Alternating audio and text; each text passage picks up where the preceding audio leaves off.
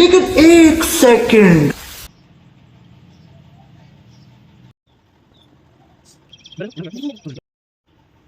આજે મોડાકા છે તો બધાયને પૂજા કરવાની વસ્તુ બતાવો. રેડી. આ છે કંકુ, આને કહેવાય સુંદરી, ફૂલ, આ છે બાકસ,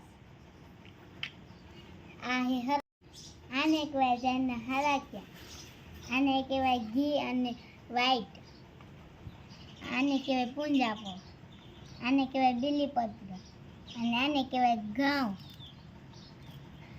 આને શું કહેવાય કોમેન્ટ કરજો.